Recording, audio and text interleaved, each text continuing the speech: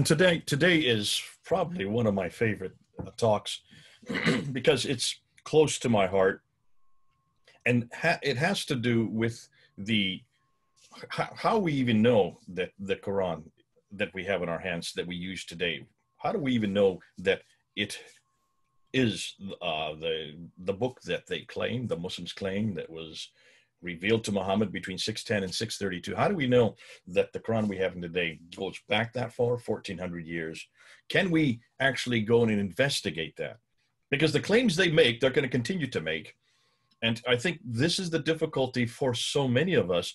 We don't know how to answer those kind of claims because there are so little has been done on the manuscript evidence. Now, I'm just going to put my camera over here. If you look over here to my right, you will see I have some of the earliest manuscripts.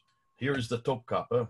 Right below it is the Ma'il, and below that is the Petropolitanus. I will be going into these three in the talk today. I also have the St. Petersburg manuscript. These ones are actually life-size, so they're very, very heavy. That's why I don't want to pick them up right now. We will do that later on in this talk. But these are the manuscripts that we're going to be talking about today. These are the claims and the counterclaims. And what I want to do is unpack those claims. I want to go back and see what kind of research is being done. And I also want to debunk many of what the Muslims have been saying about their manuscripts. And they pretty much can say anything they want because nobody has done the research. And that's what you're going to find out as we go through these different manuscripts. So let's go ahead and let's get right into it. And I'll go ahead and share screen so we can follow and I don't go ranting off on other tangents. So let's put this to here. And what we want to ask are, where are these manuscripts? How old are they? And how different are they? Those are the three areas I'm going to be investigating. When we talk about preservation and about the Quranic preservation, Muslims not only have to make this claim, that they have to support it, because the Quran itself makes these claims. And the 6 areas, remember I started with 4 back a few weeks ago. Now I've gone up to 6 different claims that I'm going to be working with today. The first one is they always say, and you've heard me say it many times before, that they claim that the Quran is eternal, that it's preserved on eternal tablets. That's in chapter 85, verse 22 of the Quran. So the Quran makes that claim for itself. They're just mimicking what the Quran says. Secondly, that it was sent down to a man named Muhammad between 610 and 632. That's the claim they make. But it's also in the traditions. Al-Bukhari, volume 6, hadith number 509. We're going to talk more about that later in this talk. Number 3, that it was completed at the time of Uthman. That's also in Al-Bukhari, volume 6, hadith number 510. So he was the one that completed it in its written form. He was the one that created the first codex. That's the canon that they talk about. And then number 4, that since that time, since the time of the canon, since the time of the recension of Uthman in 652 up till today, it has not changed. There has not been one word, there has not been one letter that has changed. This is what Yusuf Qadi has said for many years. This is what Shabir Ali continues to say.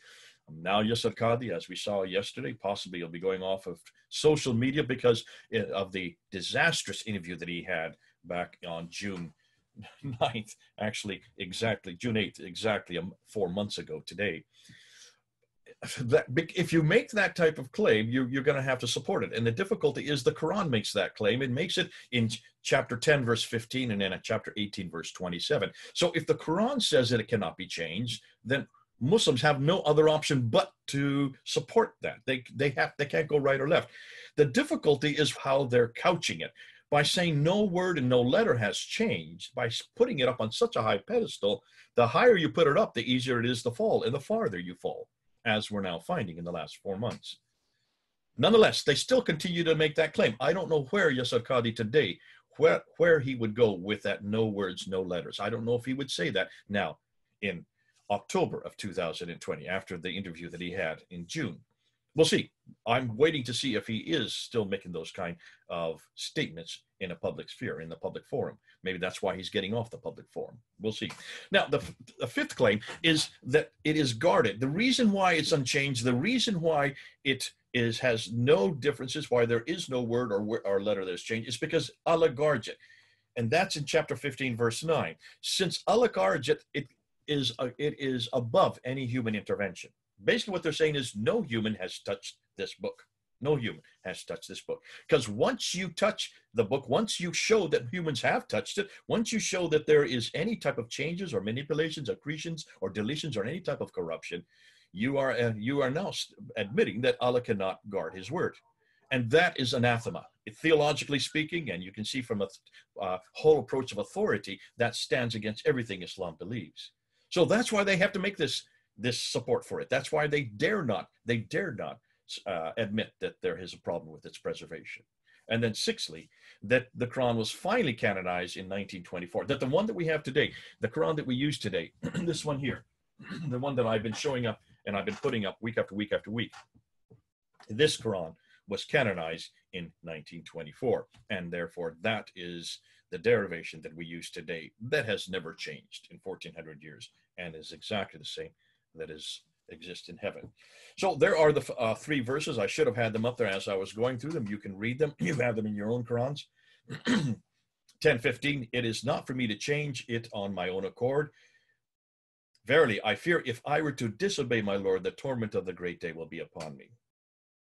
18:27 says, and recite what has been revealed to you, referring to Muhammad, none can change his words.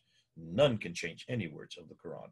And then chapter 15, verse 9, we will guard it. We, referring to Allah in the plural form. So we will guard it from corruption. There it is in the Quran. We don't make that claim as Christians. We would be very careful not to make those 6 claims. We know the Bible was created. We know it was not sent down to just anyone. We know that it was written by men and that when they wrote it, they had a superintendence of the Holy Spirit so that what they wrote, God wanted written. That's why we have that idea of inspiration on the text itself. But we would not say that this was created or written in tablets in heaven. We would never make that kind of claim about the Bible. We even know the authors of many of the books, and that's why we put their names on the books. So can you see, since we don't make that claim, we don't have to defend those claims. Number 3, we would say it was complete in its original form, but we don't have any of the original manuscripts. We're the first to admit that. We're quite transparent about it. So we would say it is complete. That's probably the only part, the only section that we would agree with them. And number 4, that the Bible has been changed. We know it has. We know where they are. And we also show the reader where they are. Mark chapter 16, verse 9 to 20. John chapter 7, verse 53 to John chapter 8, verse 11. The woman caught in adultery. These are verses that are not in the earliest Greek manuscripts. And so therefore we say possibly they were added at a later date. We just don't know since we don't have the original manuscripts. Neither do the Muslims, as we're going to find out. So certainly there have been some changes, but we keep them in there because there's nothing in any of those roughly 40 verses that changes any doctrine or any creed. So what is my remit today? Well, I can't critique the uncreatedness of the Quran or sent down, since I don't live in the 7th century and I have no idea about eternality. But I can critique complete, unchanged, guarded, and canonized. And those are the 4 areas I am going to talk about today. And those are the areas that we will really delve into. Whether the Quran is complete, whether it has ever changed, whether God really has guarded it, whether there's any human intervention, and what do we know about the canonical issue? What can we talk about? Which Quran are we referring to?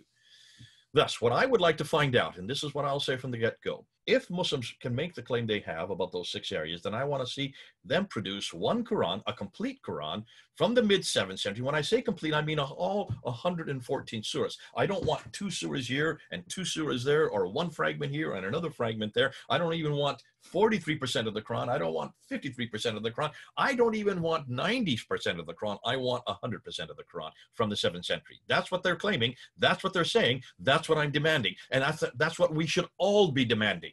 When a Muslim makes these claims about preservation, when they're saying that it can be traced all the way back 1400 years, when they say that it is perfectly preserved all the way back to Uthman, hold them to that and say, fine, give me one Quran, 114 surahs from the mid-7th century, 652, that is unchanged, and that this canonical text, this canon that you have here, is exactly like that Quran. Show me that this, and I'm not talking about the dots and vowels. I know the dots and vowels were added at a later time in the 8th and 9th century. I'm talking about the razm. I'm talking about the skeletal text. I'm talking about the consonantal text. This part that's here in the margin, over here. I don't know if you can see this, okay? I want to look at the Arabic. I want to look at the Arabic letters. And I want Muslims to start producing that because they claim it, and we never hold them accountable to it. We've got to hold them accountable to it, folks. You've got to shut them down in these discussions because until you do, they're going to make these claims and people are going to believe them and they're going to walk away with the understanding, their understanding, that there's no other book like the Quran. It is second to none as far as authority, as far as credibility, as far as authenticity. So that's my remit today. Let's see if we can get through it. There's an awful lot too, so I need to keep going. I'm going to look at 6 areas. We're going to look at the 2 compilations of the Quran. Then we're going to move into the 6 earliest Quranic manuscripts. From there, we'll move into the 2 layers of the Sana'a palimpsest. We'll certainly talk about the 2 Birmingham folios and the problems with radiocarbon 14. Then we'll head into the 4,000 early consonantal variants from Dan Brubaker's research and come up with the 63 earliest extant fragments that Muslims claim exist prior to 719 AD. And after that, we'll then come to some conclusions. So let's start with the very first one, and let's start with the 2 compilations of the Quran. What I mean by the 2 compilations is, of course, the Abu Bakr's Quran and Uthman's Quran. Those are the 2 compilations, one in 632, the other in 652. But where do we get the story about these compilations? Where do we get the story about Abu Bakr? Where do we get the story about the Yamama battle and the fact that Zayd ibn Thabit had to take what was left over from those who survived and put together that first codex, that first recension, the Abu Bakr's recension? Where do we get that story from? Let's put a timeline out and let's see. Because most Muslims, when you talk to them about this, they're assuming that this is coming from eyewitnesses. This is all coming from people who were writing at the time that either Abu Bakr lived or Uthman lived. But that is not the case. Look at this timeline here. So let's start, much like we did before. The author for that story is al-Bukhari. So Sahih al-Bukhari, volume 6, hadith number 509 and hadith number 510 are the 2 references where we understand and where we find out about how the Quran was put together, how it was formulated. And in al-Bukhari, you'll see that whenever I talk to Muslims, now some, the more educated, will know where he lived, but the vast majority assume that al-Bukhari got it from the eyewitnesses, that what he was writing, that the isnnad only goes back 1 generation, that he must be up there, he was from the 7th century. I've heard Muslims even say that he was a good friend. He was one of the companions of the Prophet himself. So let's look at the timeline. Muhammad dies in 632, okay? That's could be disputed. We're not going to do it right now. The Quran then was compiled in 652 by Uthman. That's what they claim. That's what Muslims claim. But look at where al-Bukhari dies in 870. So he wrote between 850 and 870 his hadith, Sahih Bukhari. That's 218 years after Uthman and 238, almost 240 years after Muhammad. And that's the problem. And that's what Muslims are not looking at. And they're not aware of it. That everything we know about what the Quran is, how it was created, where it was created, when it was created, who is its author, all these stories upon stories, litany of stories, are 240 years too late. They're way over here in the 9th century. 9th century, not in the 7th century, where they should belong. And we need to make sure Muslims see that. That's why I like to put timelines up there, because Muslims are not aware of what they're trusting. Everything they're dependent on is 200 years too late. So let's continue and let's get right into it. So let's look at that. Here is Sahih Bukhari. This is what he says. I'm not going to read the whole thing there. You can see it on the right there. It's in Arabic. Then you have the English translation. I'm just going to summarize what it's saying here. But this is the reference to the time of Abu Bakr. So Muhammad is dead now. This is about a year to 2 years later. They've had this big battle in Yamama.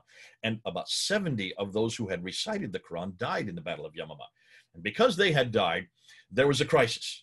And they were fearful that the Quran would be lost, because much of the Quran was in their heads, had been memorized. It had not yet been written down.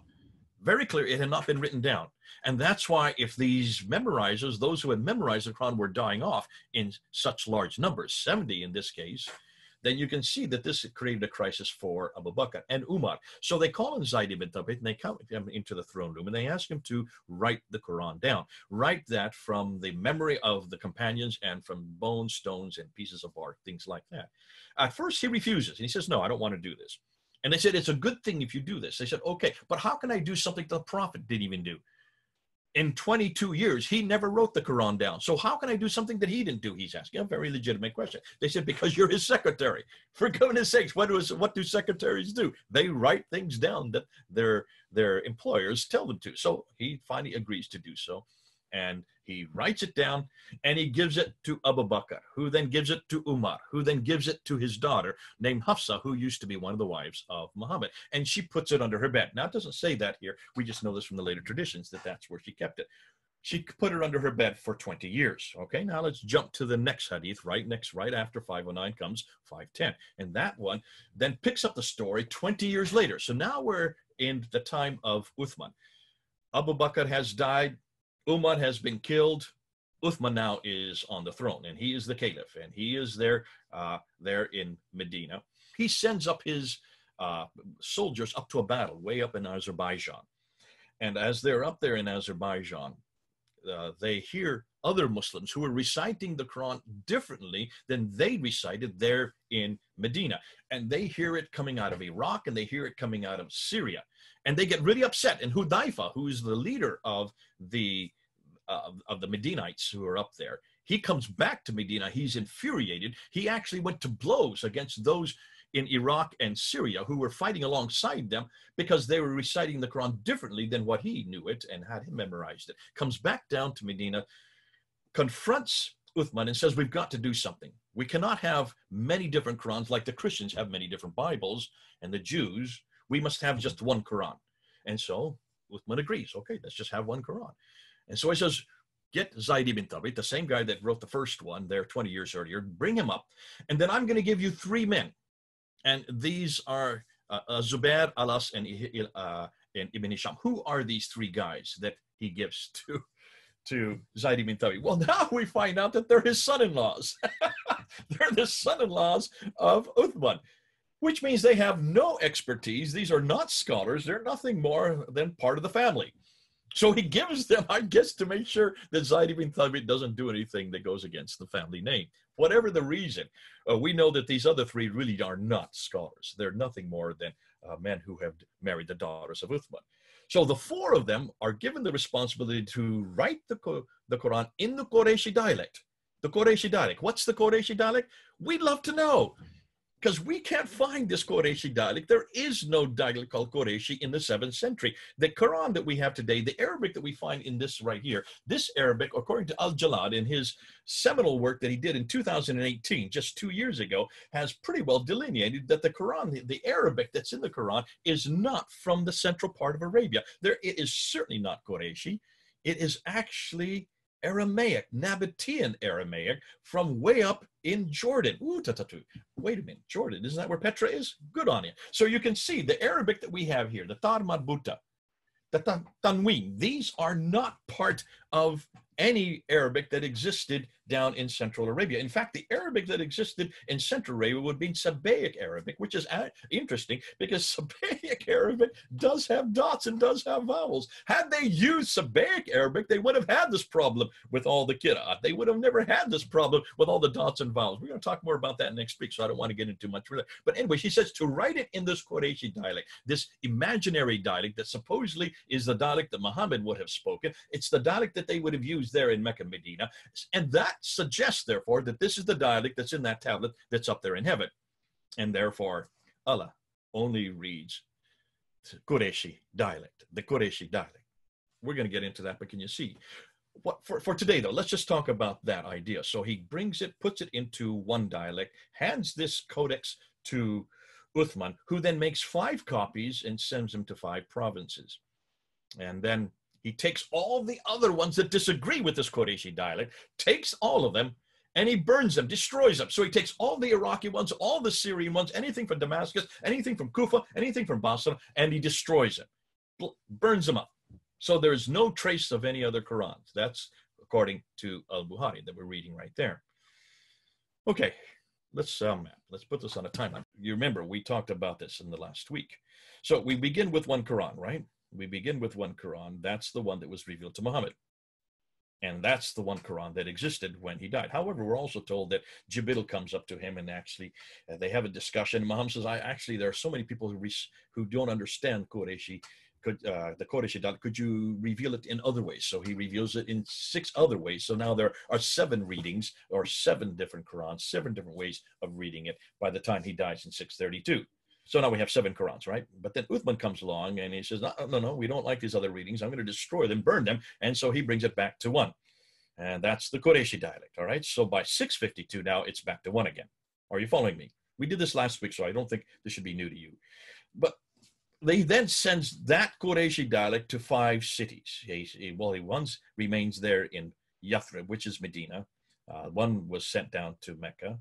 One was sent to Basra. The other was sent to Kufa, just not too far from Baghdad, and one was sent to Damascus. So 2 in Iraq, 1 in Syria.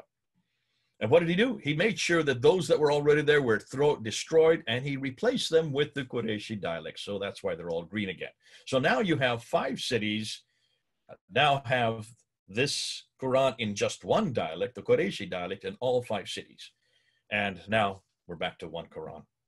Everything's safe and fine, except we get these traditions that speak about other Qurans. And here's one up in Damascus that became popular, that was created by one of the companions of the Prophet named Ubay ibn Ka'b.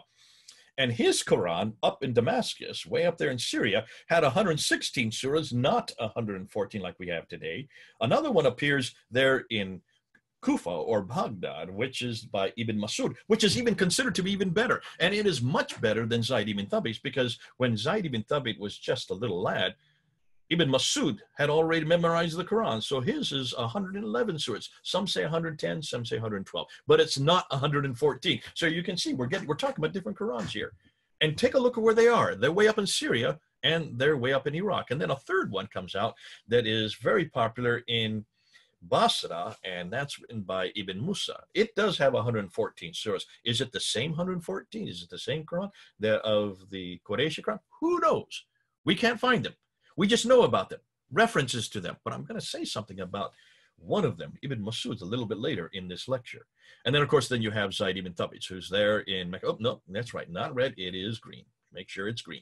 So there you have it. You have, though we are told in Al-Bukhari that the Qurayshi dialect has been sent to these 5 cities, so they are only reading the Qurayshi dialect. That's what we're told. We then hear all about these other manuscripts that appear. Ubay ibn Ka'b's, Ibn Masud's, Ibn Musa. Those are the 3 main ones. Listen, there's many more than that. And Dr. Arthur Jeffrey, when he did a research just looking at the traditions on these other codices that existed, he found 15,000 differences between those codices and the Quran that supposedly that we have today. So let's continue on and let's ask some questions. Why did Abu Bakr, why did he not make copies? When he had that first one, why did he just make one copy and give it to Hafsa, who put it under her bed? Isn't that a lousy place to keep the only copy of the Quran? Wouldn't it have made an awful lot more sense to make copies immediately, like what Uthman did later, and send them out to all the cities so there would not be a multiplicity of different Qurans? Second question. Muslims say that thousands died at the Battle of Yamama. That's why they had to quickly write it down. That's not the case. According to the traditions, only 70 of the Hafiz, those who had memorized the Quran, died in that battle. Now, doesn't this prove that there was very few who actually knew the Quran? If only 70 had died and this caused the crisis, then that suggests to me that very few had memorized the Quran. And if 70 is going to cause a crisis, then how many more actually memorized the Quran? And also, if 70 were killed, what happened to their memories? Are there parts of the Quran that died with them? Because they didn't all memorize the same thing, and they all did not have the same Quran, as we're going to find out. I mean, you can already see, I've just in the last slide, I showed you there were actually 3 different Qurans that we know of that are up in Iraq and Damascus that do not at all equate with the Quran that was finally canonized there in Medina. Also, doesn't this moreover prove that the memorization was not good enough to preserve the Quran, as Muslims constantly claim today?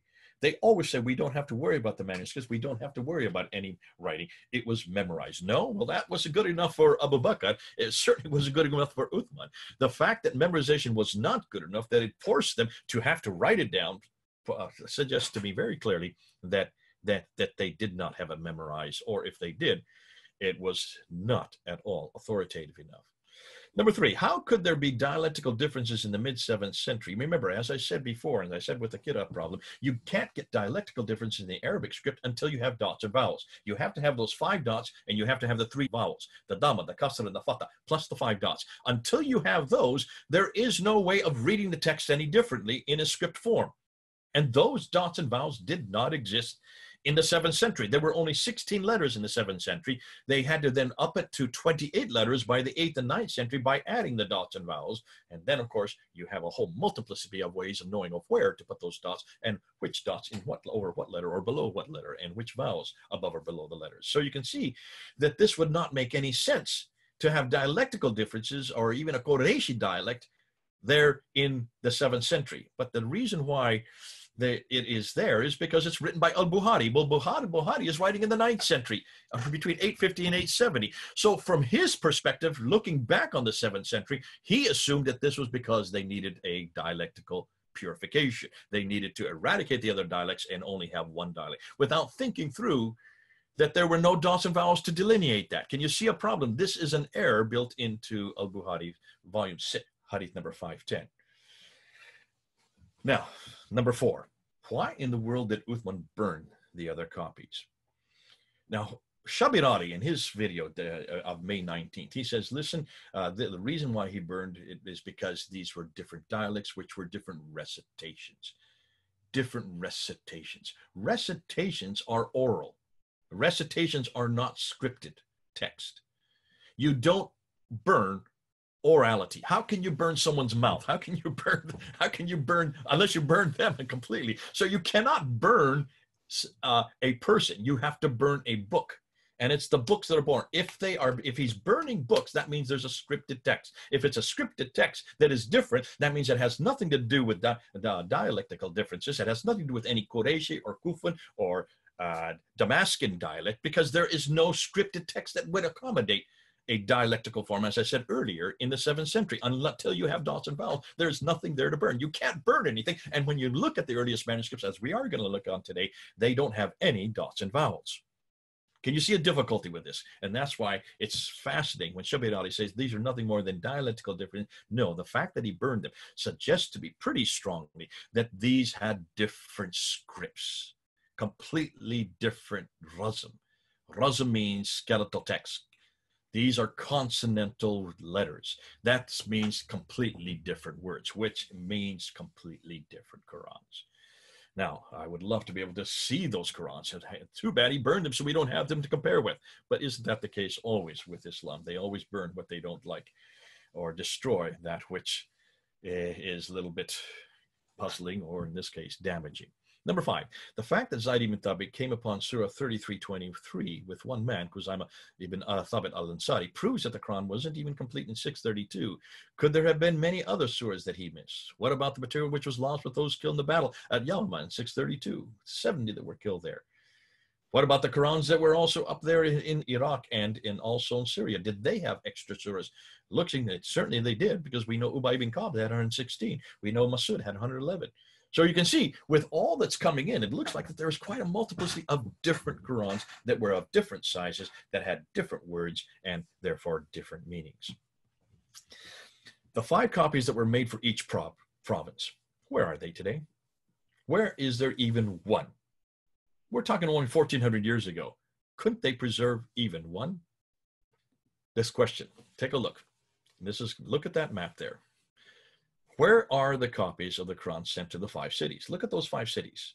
Those 5 cities are still under Islamic control today. They've always been under Islamic control. For 1400 years, they've been under Islamic control. How can you tell me that if you send 5 copies to 5 cities, all in the Qurayshi dialect, that they have not been able to be retained in 1400 years? No, there have been no floods. I don't know of any fires. I don't know of any destruction of any libraries in any of those 5 cities in the last 1400 years. I'm not told that anybody has actually destroyed any Quran in any of those 5 cities. So what happened to those original 5 manuscripts? Where are they?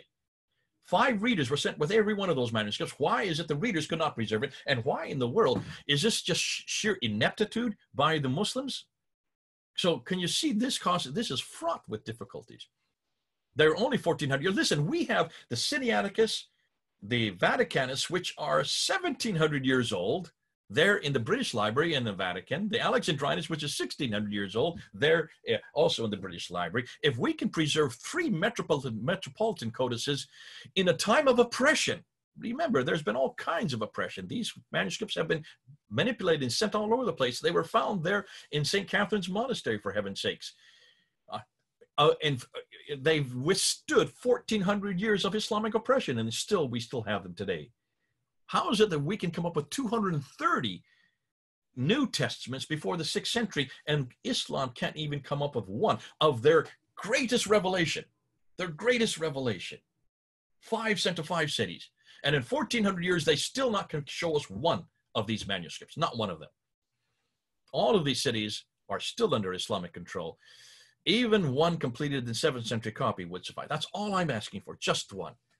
And then what about all the Qira'ats that I have up there? All about my Qira'ats. Goodness sakes, what about then the almost 700 Qira'ats that begin to start appearing from 736 on up until 844, 9th century, were then canonized in 936 and then recanonized in 1388. And then recanonized again in 1429, and then recanonized yet another time in 1924. So folks, I mean, these are simple questions that we're asking. I'm not asking anything that's difficult, and Muslims should be able to answer these questions. You also need to ask these questions. You cannot tell me that there's 5 copies were sent to 5 different cities with the intention that nothing would change. They were sent there to preserve the text. Well, they've done a pretty lousy job if they can't even come up with one of them. Not even from Mecca and Medina do we have a manuscript that goes back to Uthman. Not one, not one. So let's look at the 6 earliest Quranic manuscripts. Let's get right into it. I just want to keep my check on time so that we don't go too far. By the way, this is iced tea. It's not beer. Everybody think I'm a beer drinker. I love beer, but I'm not drinking while I'm speaking. This is iced tea that we love here in America. I'm not asking you to love it. I know you British are sitting there gnarling your teeth and gnashing your teeth, excuse me, because we dare desecrate tea by not putting milk and sugar in it. Sugar, yes, not milk. Let's continue on. 6 earliest Quranic manuscripts. Now, these are the ones, and this section here is something that I introduced way back in 2014. These 6 manuscripts I held up facsimiles, or I held up pictures of facsimiles back in 2014, my debate with Dr. Shabirati. So this is not new material, although we're finding out new things about him. And remember, for those of you who have seen that debate, that was on August 29th, there in Toronto. I talked about these 6 manuscripts, and Dr. Shabirati, considered to be one of the leading authorities on the Quran, could not and had not even looked at any of these, was not even aware of these 6 manuscripts, did not do any study on it, still hasn't done any study on them that I'm aware of. Yeah. So here we have a real problem, because if back in 2014, when I held them up and I showed them up, and that was, I think, the first time that the world had really seen them. I don't think anybody there, the scholars had known about them, but nobody outside of scholarship and academia had realized that there were not just 1, but 6 manuscripts, and that these 6 manuscripts were well documented. We know where they were. We know where they are preserved. We know where they lie, and that there had been this scholarly work done by these 2 Turkish scholars between 2002 and 2007. This was the first time that anybody heard it publicly, and that's why it went viral all over the world, and still is. And because of that, in some ways, we are way ahead of Islam, of the Muslim scholars, we being those of us in the West who are actually studying the manuscripts, the Orientalists. I use that word. I don't run away from it. So let me go through and unpack that. I'm not going to do an exhaustive review of any of these manuscripts for one very good reason. They would take 2 hours per manuscript just to unpack. And we don't have that kind of time. You can't, I don't want to spend too much time. Go and see my debate. It's 6 years old. It's still almost everything that I say there, I would still hold today, although we have gone ahead with what we now know about them. Now, here's the problem. I want to say there has been some research on these manuscripts, but very little research. Why is it we know so little about these manuscripts? Well, because this whole idea of researching manuscripts is absolutely anathema in Islam. Muslims do not do this. They just don't research manuscripts critically, for one very good reason. It's not very healthy to begin with. And secondly, they don't see any reason for it. So unlike the Bible, textual criticism is unknown in classical Islam. I don't know of any study or any real good books that have been written on textual criticism of the Quran.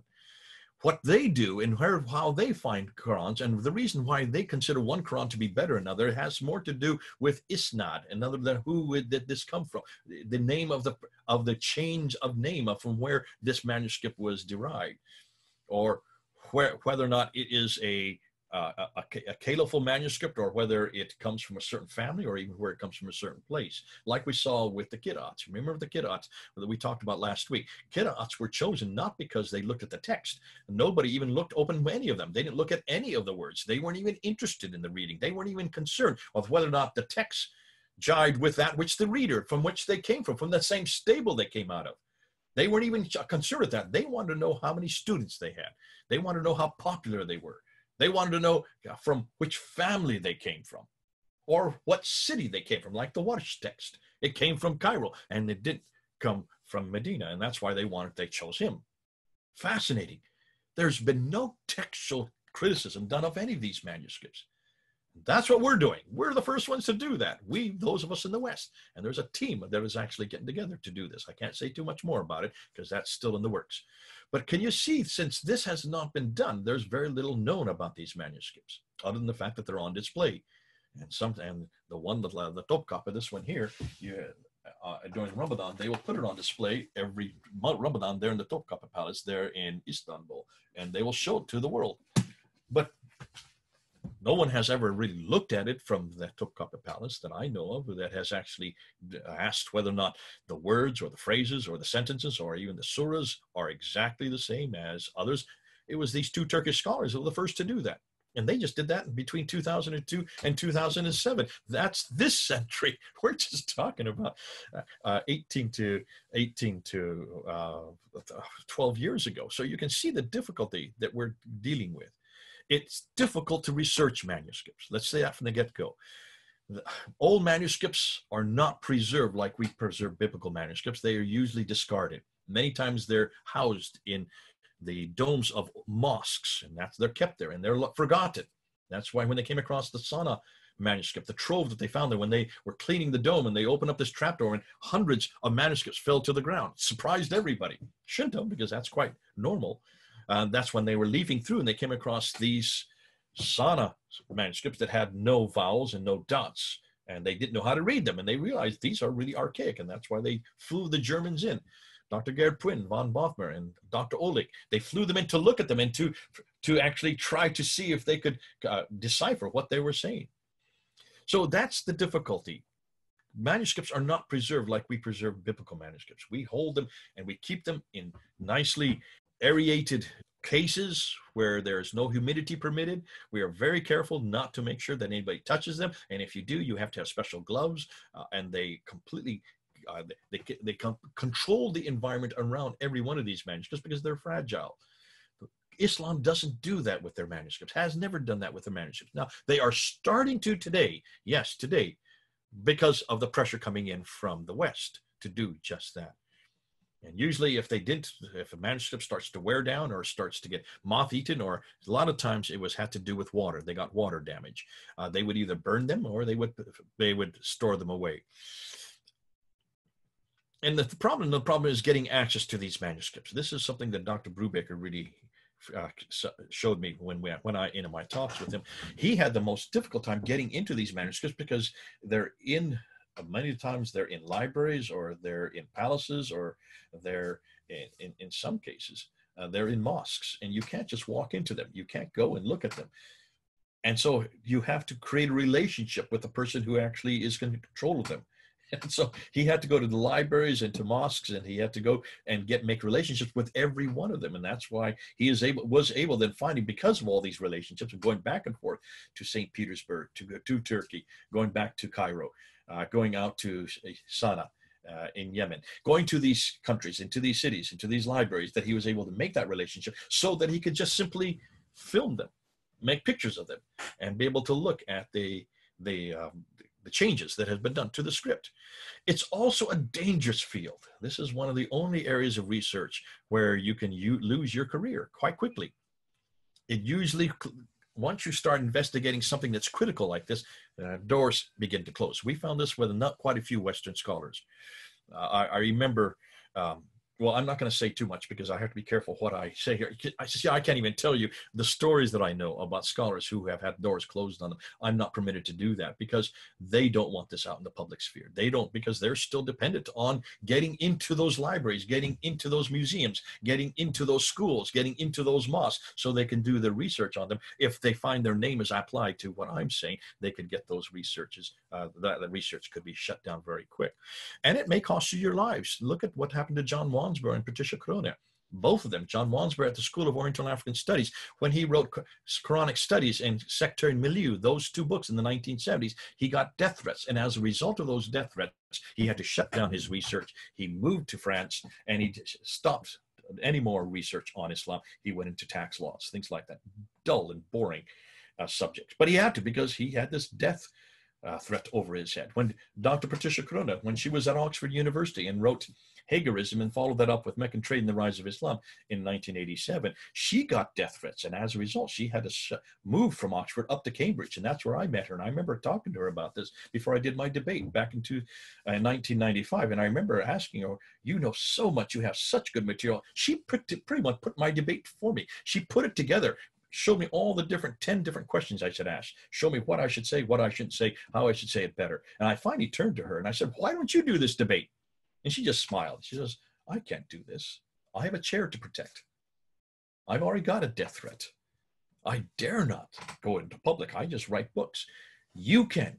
You have the freedom to do this. I don't have this type of freedom. She told me. That was back in 1995 when she told me that, 25 years ago. So this is a problem with research. What you find will shut doors, will bring down your careers, and may even kill you. And that's why so few people want to get into this area of research. And even yesterday I was on phone calls with two of world-renowned experts, and both of them do not want their names to be put into public. They will give me the material, they will tell me what they're finding, but they did not want their names to be publicized. And I'm saying here, since what area of research do you not publish people's name? Do you not give credit where credit is due? Why is it I cannot say about these guys and these gals? Why can I not talk about them? Why can I not lift them up and say, great work, look what you're doing, this is terrific, we need more of it? Because they know that if I were to use their names today in this broadcast, so that this will go up on YouTube, and that if this got out, they would lose not only their chairs, but they would also lose an awful lot of their future research, would go down the drain. So it's really rare. This is probably the only area of study that I know of that will shut down your career and maybe shut down your life, depending on what you find, unfortunately. So let's do a quick comparison between biblical manuscripts and Quranic manuscripts. On the left, you find biblical manuscripts. We have 5,300 Greek. I know some people will say it's up to 5,800. 10,000 Latin Vulgates, 9,300 other Latin. You put those together, just the manuscript evidence we have for the Bible, that's 24,000 manuscripts that we can look at. Huge amount. Over on the right, the Quranic manuscripts, 6 major manuscripts, and others like the St. Petersburg manuscript, the Doha manuscript, and others that are not as authoritative nor as early. Maybe possibly, according to what Dan Brubaker tells me, up to around maybe 10 other ones. So you're talking about at the most 16 to maybe possibly 20 lesser manuscripts. And that's the difficulty. That's the difficulty. They're just so few manuscripts, and nothing on the scale that we have in the biblical manuscripts. The biblical manuscripts are not even more plentiful. They're much better to look at. They're much better preserved. They're easier to read, and they're much more accessible. You can go into almost any of these manuscripts. Most of them are up online. You don't even have to go physically to see them. They're all in picture form, except for the Sana'a manuscript and a few others. We don't have anything that's comparable in the Quranic, on the Quranic side. We also, on top of that, the manuscript evidence, we have 19,000, more than 19,000 translations in 11 different languages. We have 2,135 lectionaries from the 6th century. We have 86,000 early church fathers quotations. Over 36,000 of them predate the 4th century, predate the manuscript evidence, predate the Sinaiticus, the Alexandrinus, and the Vaticanus. As I've said many times, when you just look at the Gospel of John, just by looking at the early church fathers quotations of the Gospel of John, you can recreate the entire Gospel of John except for 11 verses. Ooh, I love that. which means we can throw out all the manuscripts. Please don't, please don't. I want to preserve them. We can throw out all of the lectionaries. We don't need any of the translations. We don't need any of them. We can just go back to the early church fathers' quotations and reproduce almost all of the New Testament and the Gospel of John, the most important gospel when we're working with Muslims, the one that has the highest Christology, the one that zeroes in on the divinity of Jesus over and over again. That one we can recreate just by looking at these early church fathers' quotations from before the 4th century, before the Sinaiticus, before the Vaticanus, before the Alexandrinus, before any of the earliest manuscripts, and we can still reproduce the entire gospel except for 11 verses. That's how great a trove we have. That's the brilliant part of the fact that we pretty well know what our Bible is. Islam cannot make that. We're going to talk about the 63 fragments that the Muslims have pushed forward. They've just been pushing this forward in the last 2 years. These 63 fragments that they claim support the entire Quran, at least 96% of the Quran by the 1st century. That's how desperate they are. That's how desperate they are. My gosh, I'm so glad that in our biblical research, we don't have this kind of desperation. When you look at the canonical process, we know that the canonical process is not something that was done year after year after year after year over periods of hundreds of years.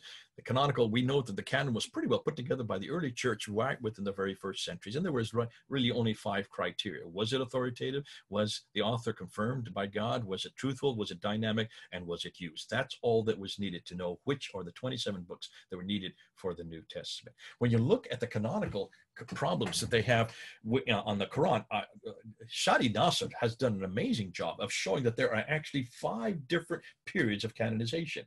5 different periods of canonization. They did not happen at once. The first canon was that by Uthman in 652.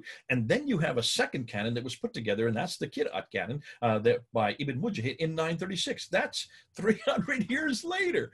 And then on top of that, you then have another canon where the two transmitters for every one of the readers was then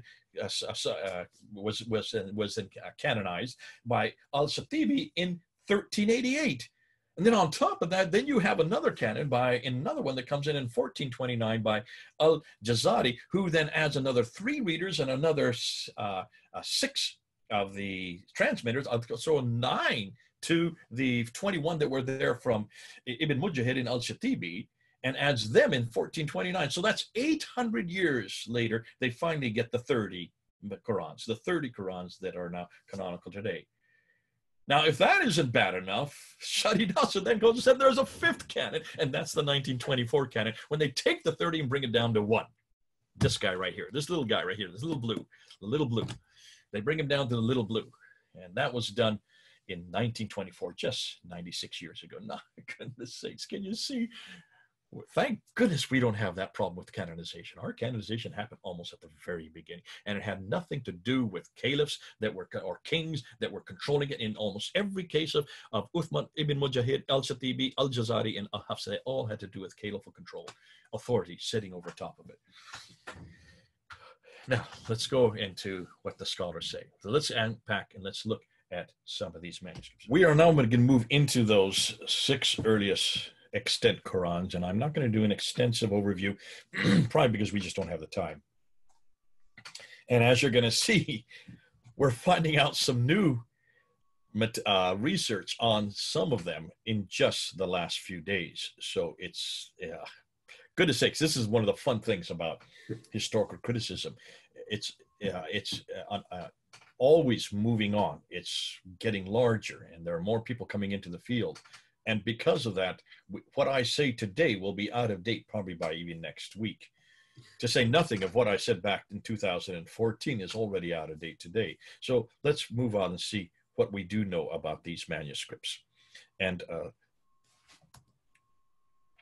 we want to show you these 2 scholars, because these are the 2 scholars who actually took the time and the effort and the energy to look at the 6 major manuscripts. One, the name is Professor Dr. Ikmil Insanolu, and he is a founding director of IRSISA, Secretary General of the Organization of the Islamic Conference Research Center.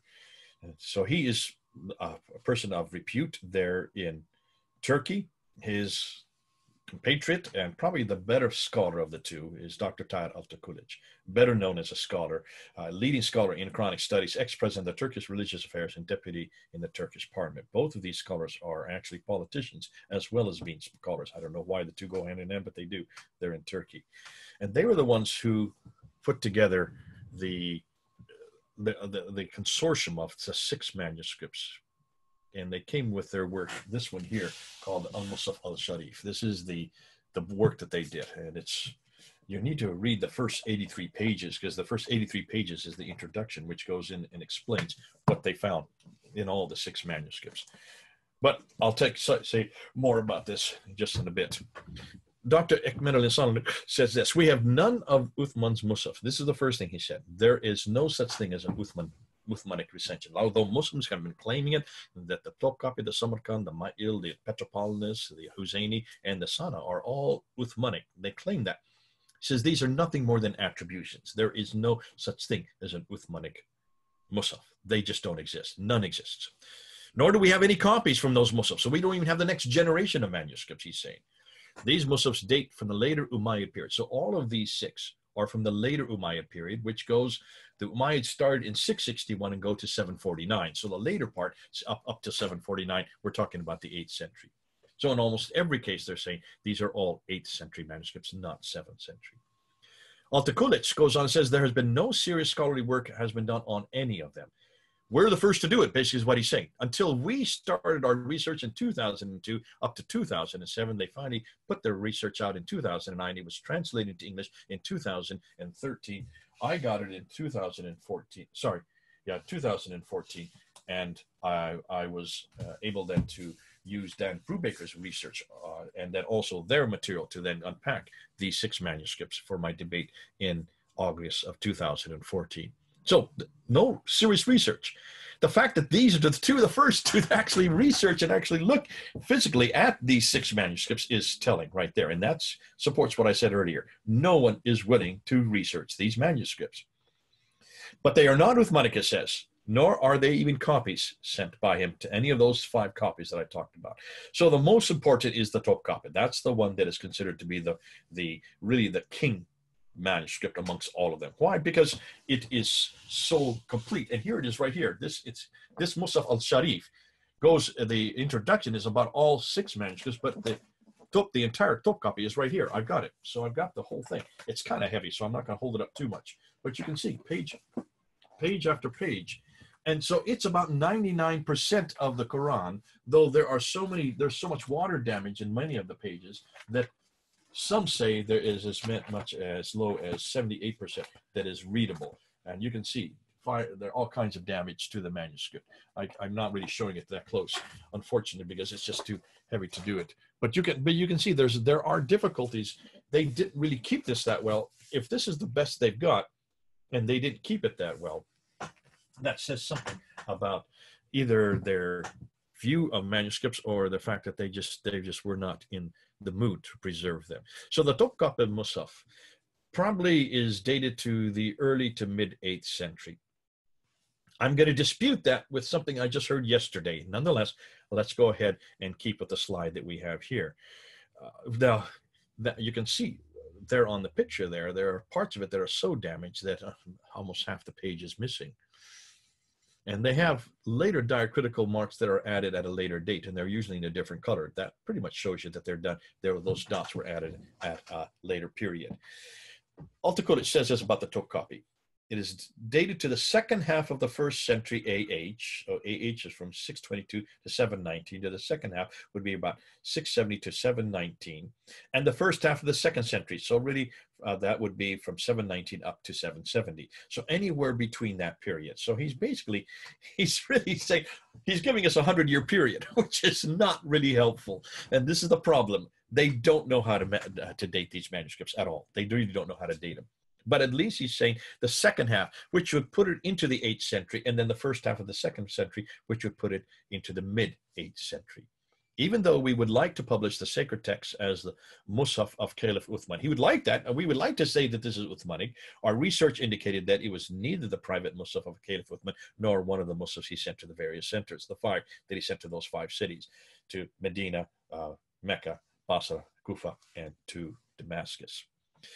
His conclusions, there are deviations from the grammatical rules and spelling mistakes in the Musafs attributed to the Caliph Uthman. In fact, he says there are 2,270 instances where there is a difference from the consonantal skeleton of the Fard Musaf. That's what he's come up with. He came up with 2,270. Now, again, he did a cursory look at it. He hasn't really done nearly the work that is being done now on the Topkapi, and that I'm going to say in just a bit, because what we now know is that there is much more than that. Here's what Keith Small did. He just gave an example of one of the differences. I'm going to give you some more later on when I looked at Dan Brubaker's example, because he gives us some other examples of variants. You know what we concealed and what he revealed in Surah 14, ayat 38, in the Qira'at text, the one that we use today now. It's you know what we conceal and what we reveal. So from he, it's from singular, it's gone to plural. Here's another example, chapter 3, verse 158. The Topkapi reads, if you should die or be slain, you shall not be gathered. In the Qira'at text that we use today, the Hafs text, if you should die or be slain before him, you shall undoubtedly be gathered. So again, that changes the meaning. Does it change the theology? We'll see. Now, this is something that I just received yesterday. Well, actually, 2 days ago. I'm off by one day. On October 6th, I was in touch with one of the leading scholars on the Topkapi manuscript, and I had a good talk with him. And he said, this is what he said. This manuscript originally had the entire Quran. However, some folios have now been lost. Folios, and he goes, the retroverso and the 6 up to 11 verso, these are folios, these are pages. These are not surahs, were written at least a century later, maybe much later. In fact, he's saying they could even go up into the 9th century. The parchment that contains the text Quran, chapter 5, verse 2 to 8, is completely missing and was replaced during the restoration process with a blank parchment. Many of the first folios of the manuscript are damaged and are not clear. And then he goes on, he says that the date that Al-Takulich gives, he thinks is much too early. That is much too early. He says it has nothing to do. He would not even put it at all in the 1st century. He compares the HS 32 with other comparable manuscripts and made the case that it is not earlier than 747. That is the mid-8th century. So he puts it right back to 747 for the majority part of this being written. It was written in the second half of the 8th century and the beginning of the 9th century. So he says parts of this were written in the 9th century, which puts it back another 50 years. None of the 2,200 variants have a significant theological impact, because, but those are not the only variants. He's come across more than what Al-Takulich have, mainly because he's had more time to look at it. This is his area of his thesis. So you can see why he would find a lot more than what Al-Takulich did in just a cursory overview. Taking into account the type of these variants and the paleography of the manuscript, it can show that up to the 2nd century, that means up to 816, the Quranic text was still being edited. From what he's seen here, there was still editing going on all the way up into the 9th century. So that just came out 2 days ago. And this is why I love this work. We keep on coming up with newer and newer material, which is actually proving that these are later manuscripts, not earlier. Let's go to the Samarkand. The Samarkand is probably the second most important one, though, as far as Muslims are concerned. It was brought to Britain. I remember a number of years there when I was there in London, they had it on display. It's called a monumental text. You can see why. It's very large, has very large writing, which all by in itself shows you that it's a later manuscript, as Dr. François Doroche says in his work on the German work on the manuscript evidence. He talks about the fact that this was borrowed from the Christian manuscripts, and the Christians were using this kind of monumental text on their Greek manuscripts for the New Testament in the 8th and 9th century. So this could be even later and be the same as that. It's very unsophisticated, but the script does help date it. Now, according to Al-Takulich, what he says about the Samarkand, it is not Uthmanic, as it dates from the 8th century, does not date from the 7th century at all. So he puts it almost 100 years later. And there are 6 reasons to discredit this manuscript. He said it has undisciplined spelling, it has different writing styles, it has scribal mistakes, it has copyist mistakes, it was written by someone with very little experience in Arabic, and it has later addition, and it only goes up to Surah 43. Remember, there's 114 surahs in the Quran. This is not even half the Quran. So you can see why he dispels. In fact, he says this is not a good manuscript to use because it has so many errors, and it is done by people who are just inept. of the 43 surahs that do exist, that are there, only one of them is complete. Only one of them is complete. That's Surah 6. 24 of the surahs are partial, and 18 just don't even exist. So even when you say 40, it goes up to 43 surahs. You're not talking. You've got to make sure and tell you what we mean by those 43 surahs. So you can see it has an awful lot lacking in it. What about the ma'il? Well, I have the ma'il right here. And the ma'il is one of my favorites because it's there housed in the British Library. And so we've had it for years. And I've been taking tours down there. Whenever I take a tour of the British Museum, we always go. And you can see it's I don't know if you can see it. Well, you can see it there on the picture better than what I'm holding up. But it is written in a slanted text. That means ma'il. That's why it's called ma'il, which means slanted in Arabic. There you can see a versification has been put in. There is no dots on above these words. There's no dots below the letters. There's no dama, kasra, fatha. So this shows that it's very early. It's a very crude text. You can tell it's not stylized like the Topkapi was stylized or the other ones that are Abbasid. You can see where there are parts of it that have been written and then added to at a later date. You can see right here, there's part that have been added at a later date. You can also see that here, it's even added to, another verse has been added to in a different color. Can you see that? So let me just put it up there so you can. And so you can see there has been some doctoring done of this manuscript over the ages, over the centuries. And that's why it's a fascinating script to do. I'm not doing any work. I'm not doing any work on this. Thank goodness I don't have to do the German work. But it's fascinating that when you look at the ma'il, there has been a disputation as to what the date is on it. The style of writing somewhat helps you to date it. But it again, like the Samarkand, it only goes up to Surah 43. What isn't that curious that they both stop up at Surah 43? Why is that? So only includes about 53% of the Quran. Now, Altakulich dates it to the early 8th century. Dr. Martin Links, who was curator for the library and had much more time to study this manuscript and is British himself. He was a Muslim convert. He dated it to the late 8th century, about 790. Altakulich puts it much earlier, about 60 to 70 years earlier there. So you can see there's a dispute amongst the experts. Who is the one that's correct? That has yet to be decided. And you can see the problem is, how can you date it? What can you date? You can't date the parchment, because the parchment, if you use radiocarbon dating, as we're going to see later, that just tells you when the animal died. It doesn't tell you when it was written. Let's go to the Al-Huzayni. The Al-Huzayni is the one that's there in Cairo. It's the one that you can see there pictured. It's also a monumental text, much like the Samarkand. Is it the Caliph's Quran? According to Altakulich and Ekmel and Asanulu, it is not. Altakulich says this of the Al-Huzayni: this is not Uthmanic. It is not from the 7th century. It is dated from the early to mid-8th century. So he puts it into the 8th century. It was stated that the Cairo copy might have been written on the order of Abd al-Aziz bin Marwan in 704, that the governor of Egypt. However, the reason for reaching this conclusion has not been explained. We share the view that this copy is not one of the Muslims attributed to Caliph Uthman.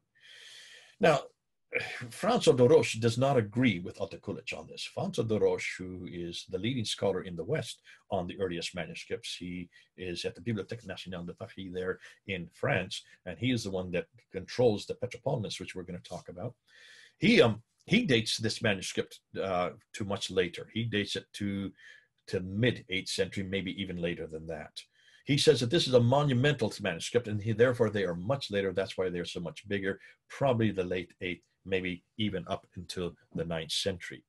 And you can see those arrows are pointing to coverings where they're censoring the text. I'm going to be talking about this, so I'm not going to go into more when I talked about Dan Brubaker's material, because this is from Dan Brubaker's book. But take a look there. You can see 8 different coverings on one page. These coverings are censorship, and that's one of the difficulties. Though it's dated from the mid-8th century to the early 9th century, so much of it is too late to be relevant. Because this should really be in our discussion, because we're talking about almost a century to a century and a half after Uthman. 99% of it is complete, but it has no Fataha, which is the first chapter. And parts of Surah 2 are missing as well, possibly because it just was worn out. Who knows? It has enormous amount of coverings written over the text, which now correspond with the 1924 Hafstad, meaning that what they covered and what's left behind after they cover it now supports the the 1924 Hafs text that we use today. No one has researched, however, whether the existing realism, that the skeletal text, corresponds with the 1924 text. That has yet to be done. And that has yet to be done on almost all of these manuscripts.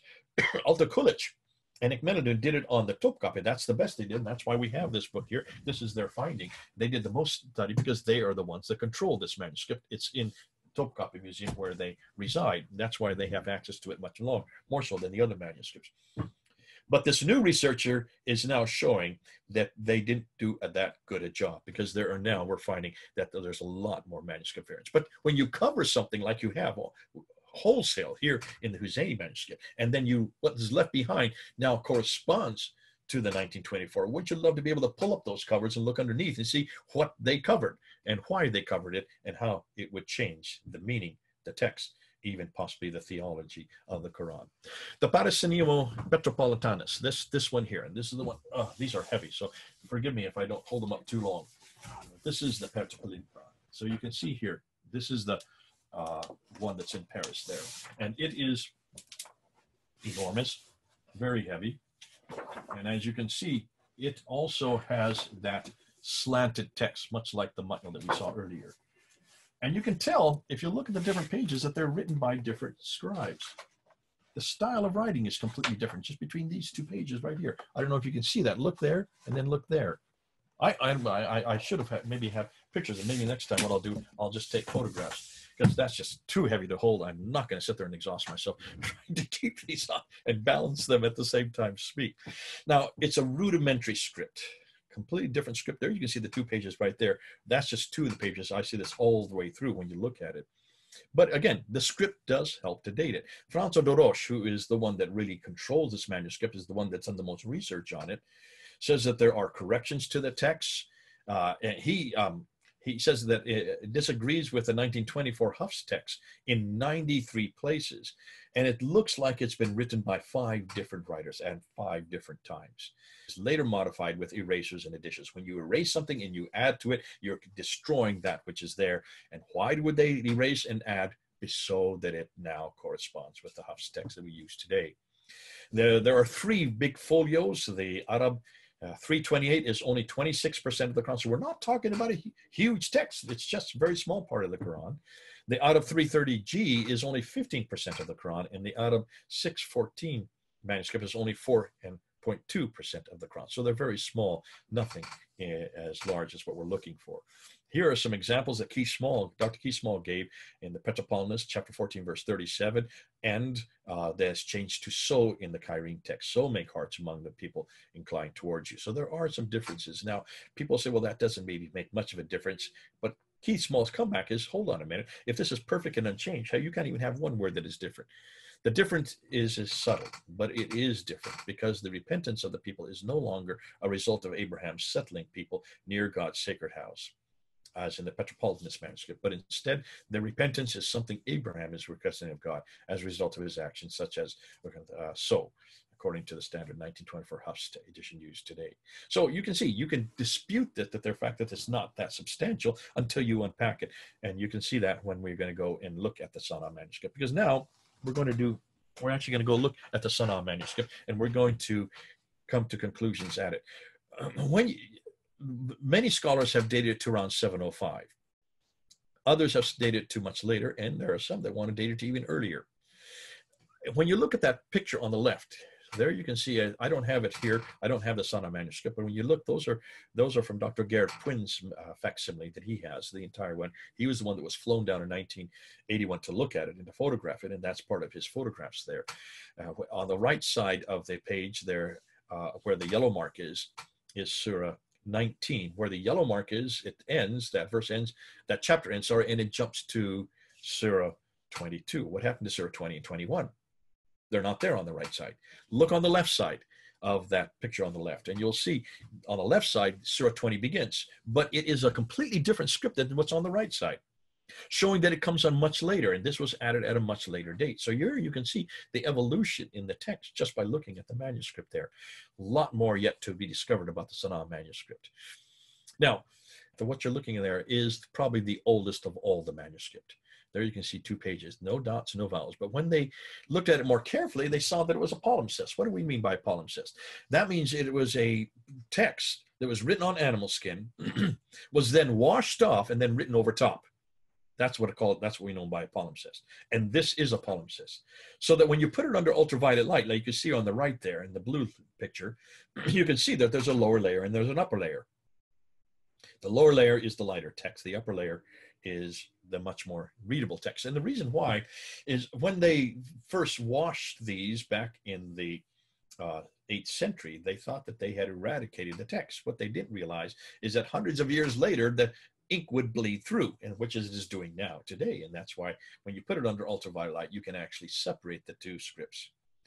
According to some scholars, the lower text is dated to 671 to 705, and the upper text is dated to 705 and later. So parts of it are from the 7th century, the lower layer, and the parts is from the 8th century, the upper layer. Now, according to Karl-Heinz Oleg, who was with Gerd Quinn when they did their survey back in the 1980s and later, he says the Quran began to be compiled in the last 2 decades of the 7th century. So he's talking about the time of Abd al-Malik, the last 2 decades from 685 and with other versions continuing up until the 9th century. So he's talking about the other ones like Husseini manuscript. Dr. Gerd Quinn continues, and he says, the oldest parchments and papers of any Quranic manuscript, this is, and yet more than half of the text is ambiguous letters which need diacritical marks for understanding. Adding vowels help correct mistakes. Changes in the orthography, conventional spelling system of the language are found in geographical traditional schools that he refers to. But it's fascinating when you look at the 2 layers, and this is what we want to do now. Let's look at those 2 layers and let's see what we're finding. There you can see the 2 layers. If you look carefully on the left, you can just barely see some of the letters bleeding through. Dr. Asma Hilali has written the only book so far that's been published, and this is it right here. You can see pictured there. This is known as the Sana palimpsest. She was just interviewed by Colin from Islamic Critique about a week and a half ago about her book. And I was listening to that interview, and she was very, she stood back from her own book. She pretty much said, I'm not an expert in this field. My area of study is hadith. And so my question was, why did she write a book on this if she's not an expert? And as I've now found out from another scholar who just phoned me last night, to talk about this, he says that really she is not the scholar. She should not have written this book because she made a lot of mistakes in this book. So I just need to say that before we get into her findings. Now, if you look at the upper and lower text, there you can see a graph that she put together of what exists in the lower text and what exists in the upper text. She found that there were 63 verses in the lower text, and within those 63 verses, there were 70 variants, which include verbs and nouns, articles different, participle differences, conjunction differences, preposition differences, isolated letters, expression differences, entire sentences. Some of the examples that we can look at. So when you look at the example list, I'm not going to give you all of them, just give you a few, just so you get a smattering. Here you have chapter 2, verse 88, where you have Allah curses them either for their injustice or their unbelief. So the significance of this is, does Allah curse you for your simply being bad or for unbelief? That's hugely important depending on, where the curse comes from and what's the reason for it. That would have a theological import. So you can see that would be damaging, theologically speaking, depending on which text you're looking at. The lower compared with the Hafs text. We're not looking at the upper and lower here. We're looking at the lower text variants compared with the Hafs text today. Here you have in chapter 8, verse 74, where it says you could struggle in jihad with their money themselves, or in the case of the text that we use today, did jihad struggle in the name of Allah only? Now, the significance between these 2 differences, do you carry out jihad with money or only in God's name? Again, that would change the practice. Here's chapter 9, verse 2. They do not escape Allah and his prophet, according to the Sana palimpsest, but know that you cannot escape Allah, nothing to do with his prophet there. So in the Sana manuscript, it talks about his prophet. In the Qira'at text that we use today, there is no prophet. So do they or you escape just Allah or his prophet as well? That would also have a theological difficulties. Here you're talking about mosques that are maintained by those.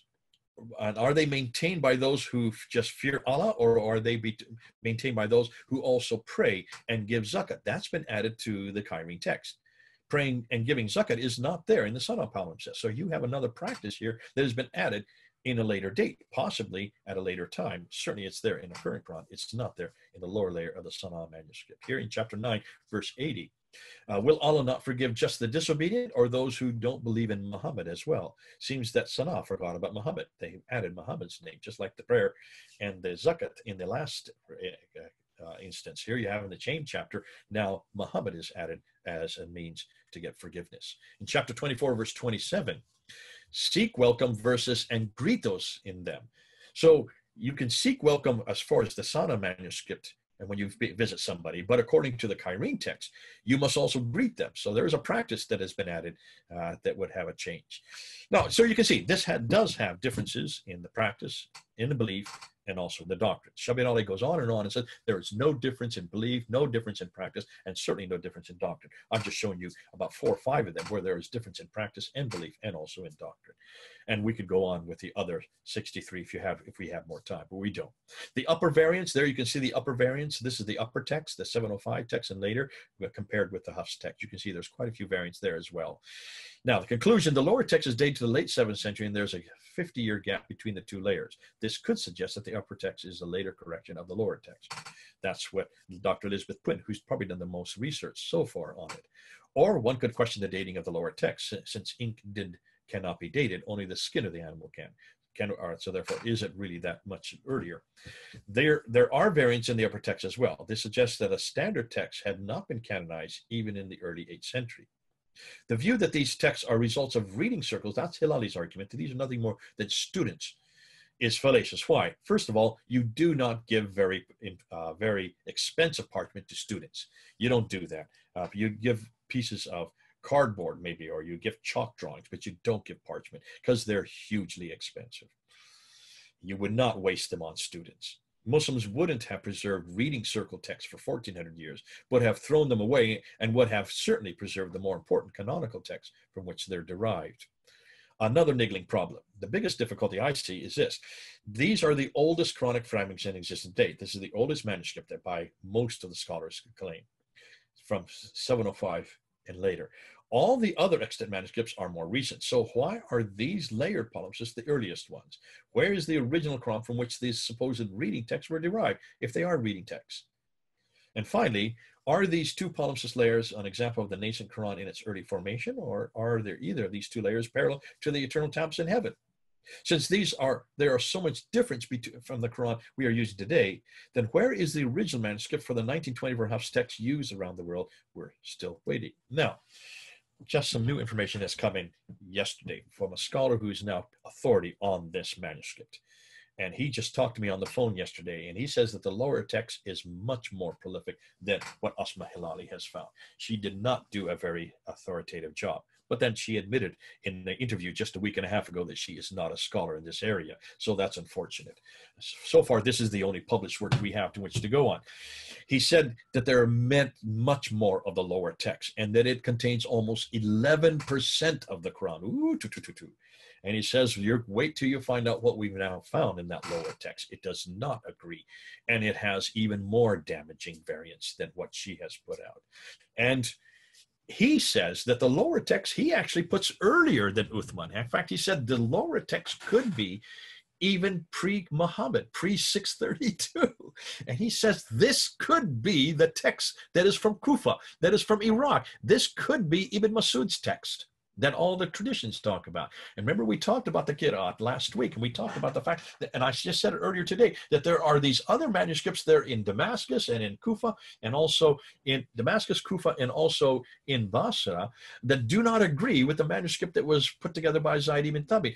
Could be this lower layer be part of that manuscript, the Masud manuscript, because he said it follows what we now know about Masud's not closely, but it does follow in some cases. Could it be a nascent or another text that is from up north? Ooh, man, this is fun because everything we're finding is from up north.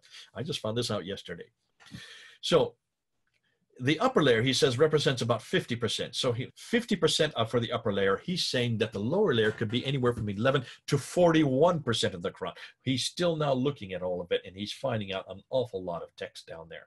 Now, folks, this is exciting because this is happening as we speak. This is going on while we're talking. And that's why I say, hold on. We're going to find an awful lot more about these manuscripts that has yet to be published or yet to be uncovered. Now, he dates the upper layer to the mid-8th century, not to the early. He does not date to 705. He actually dates it to about the same time as the Topkapi, this one here, that is dated by the other scholar to around 747, so mid-8th century. Great stuff, exciting stuff. Now we get to the Birmingham Folio. The two Birmingham Folios that made such a big hoopla all over the world when the Times and also BBC and all these other people decided to go ahead and talk about it. Back in 2015, I don't know if any of you remember it. Some of you probably do. Back in 2015, BBC announced it on July 22nd of this oldest Quran that has now been found. It was found by accident there in Birmingham, in the Birmingham Library, in between another manuscript, the Mingana manuscript, which is much later. They found these two pages that did not correspond with the Mingana manuscript where they were found. And so they were sent immediately down to Oxford, where they were given radiocarbon dating. And the radiocarbon dating put it from 568 to 645. 568 to 645. Muhammad was born in 570. He died in 632. The Quran was canonized in 652. So you can see it would cover the lifespan of Muhammad. And that's why it was all over the news. And Dr. David Thomas said this: the writer of this manuscript could well have known the Prophet Muhammad. He would have seen him probably. He would maybe have heard him preach. He may have known him personally. And that really is quite a thought to conjure with, he said. And remember this, he was so proud of this manuscript and went on and on about it. But folks, be careful. He does not understand Quranic manuscripts, and he does not know where this manuscript comes from. It's just two folios. And it includes parts of chapter 18, 19, and 20, or Surah 18, 19, and 20. Chapter 18, verse 17 to 31 of the seven sleepers of Ephesus. Interestingly, that story comes from Metaphrastus and Sarug, written in 521 AD. So that's an earlier story. Also, chapter 19, verse 91 to 98 comes from the Proto-Evangelium of James, which is written in 145 AD, and the Pseudo-Gospel of Matthew, written in 600 AD. So both of those are earlier as well, especially the Proto-Evangelium. And then chapter 20, verses 1 to 40, is the story of Moses. What is most interesting is that when you look at these folios, that there are only 33 verses in both these two folios, front and back of 2 pages. Yet there are 6,236 verses in the Quran. So only 33 out of 6,000, and they're saying that this is a complete manuscript. See, when they made this pronouncement, this is the first Quran, the oldest Quran. No, it's only 33 verses from 2 folios. In fact, even those chapters, there are 343 verses in those 3 chapters. This is only 33 verses out of 343 verses. So it's not even the majority of the verses in those chapters that they represent. What happened to the rest of the other 300 verses? Why aren't they there, and why aren't they in the same sequence that we see here? Obviously, this is a truncated form of an earlier Quran. And if you notice, all the stories are outside of the Quran. They are outside of Muhammad. They are stories that take place in Ephesus with James, the Evangelium, also with the Pseudo. These are Gnostic writings. These are, as we've said over and over again, much of the Quran has been borrowed from other sources, all of them earlier. Hold that under your hat. Scholars disagree with the dates, or the Oxford Lab gave. F.N. Rezvan, a Russian scholar who was at Birmingham University at that time in 2015, said this: the Birmingham fragments show several textual variants as well as verse numbering differences. The very early dating of these fragments before the reign of Uthman casts doubts on both the Islamic tradition. He said, hold on a minute. If the latest date that you can have, remember, you always go with the bell curve, you always go with the median date, not the earliest, not the latest, you go with that which is in the middle. And yet the latest date is 645. Uthman doesn't even create the Quran, the canonical Quran, until 652. So this would dispute that notion from tradition, Bukhari. The fact that the folios were kept for centuries in an iron box underground can partly explain the early radiocarbon dating. Parchment was an expensive material. Monastic and state scriptoria located in the territory of Greater Syria, way up in north, and Hira and Alexandria areas, look at that, Iraq and Egypt, could store this valuable material, including the donations of the pious laity. These stock became part of the loot captured by the Arabs in the first years of the conquest. So these were only finally captured by the Arabs from the Syria and Iraq and Egypt in the first years of the conquest, if you're following the Islamic tradition. And when did those conquests take place? Well, according to the Islamic traditions, they took place after Muhammad, long after Muhammad, during the time of Umar, Uthman, and Ali. And these captured leaves were then used for writing the Quran. Emilio Platti, a translator, says the Minyan of 1572 corresponds perfectly to the text of the Uthmanic Vulgate, pointing out the differences with the Sana'a Codex. Unquestionably the oldest manuscript, which therefore means that this Birmingham fragment is subsequent to the oldest manuscript, so therefore it would be past or after 705. Dr. Alba Fadeli cautions people on this. She was the one that found these folios and sent them down to Oxford to get them studied.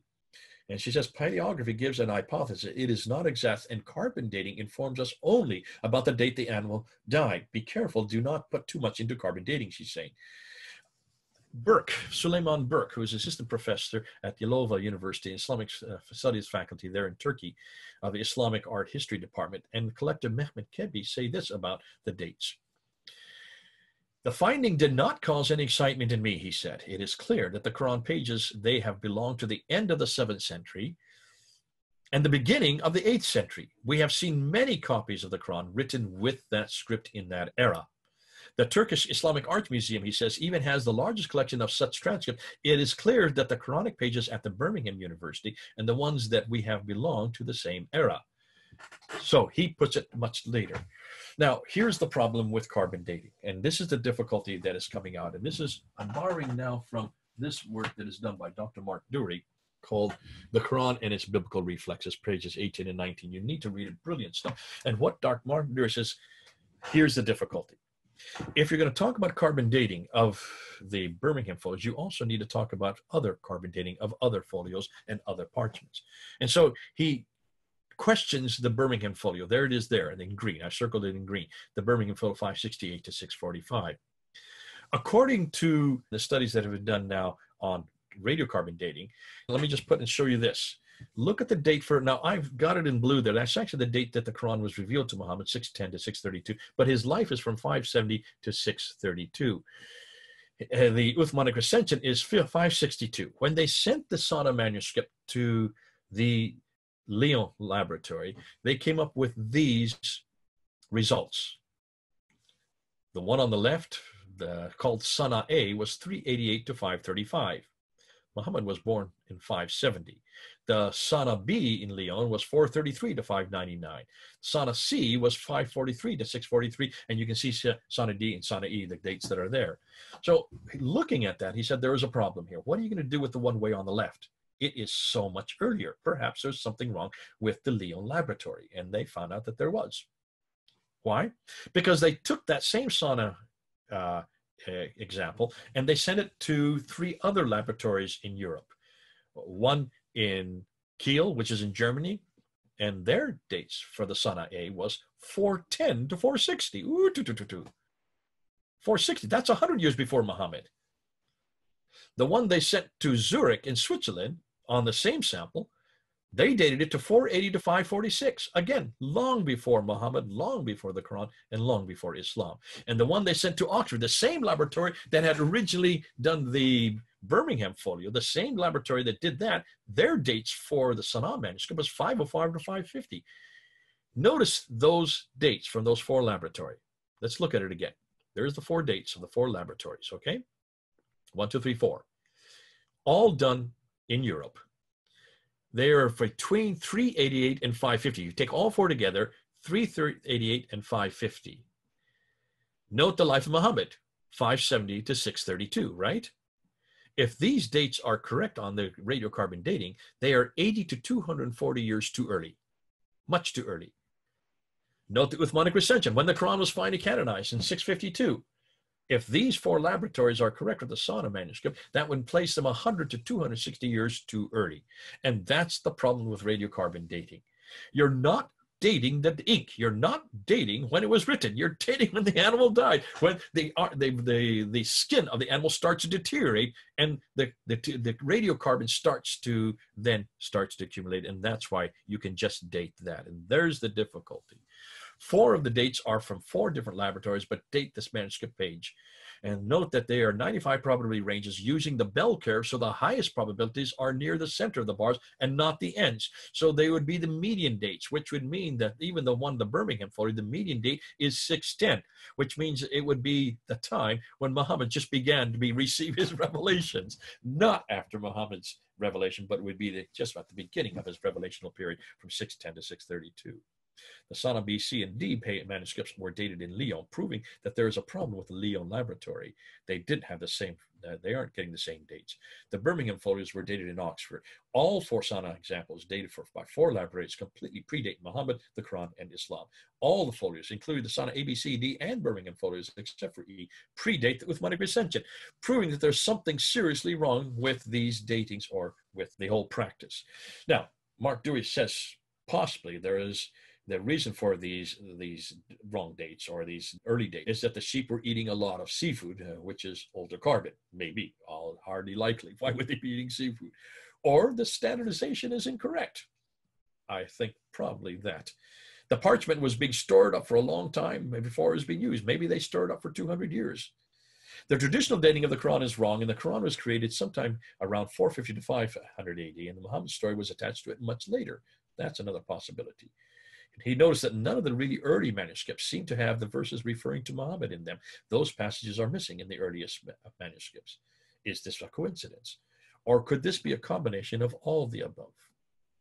Now, my solution is I agree with the graph that it is disturbing.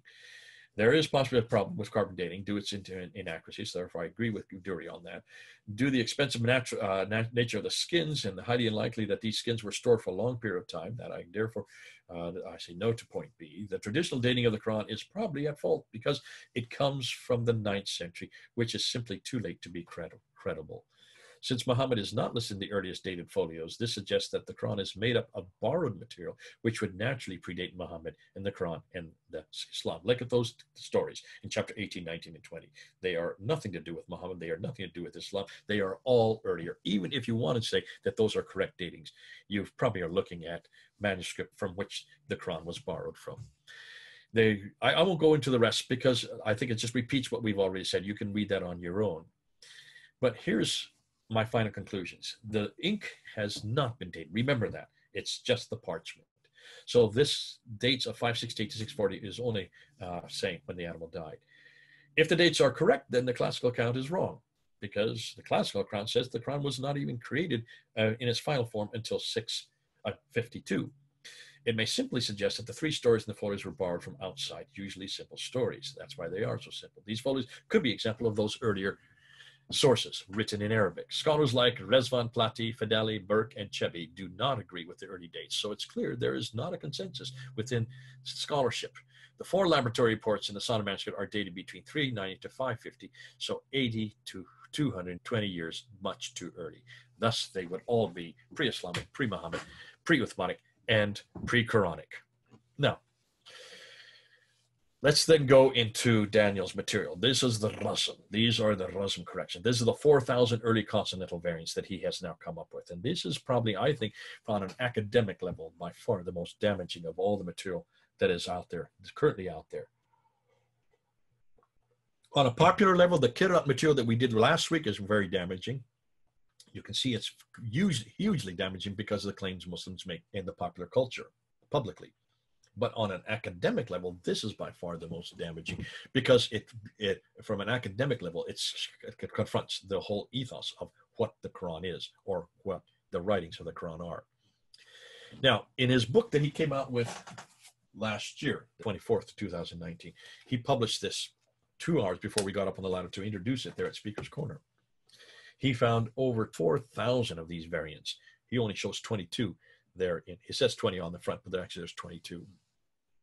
These variants include insertions, erasers, coverings, and tapings. What do we mean? Well, there you can see some insertions. They're words that are put above the line. Here you can see erasers. These are removal and then overwriting. Sometimes an aleph is removed or intentionally. Now here you have erasers overwritten where they've erased it and they've written over top of it. They haven't even bothered in some cases to erase it well, or they wrote it with a different colored ink. Here you have overwriting without erasers, either to restore a portion of the text that has faded with time or change the text entirely, as you can see in the lower example, or the selective coverings. And these are a mass censorship that is done by covering over the words or the sentences. And then sometimes they cover and then they write over top.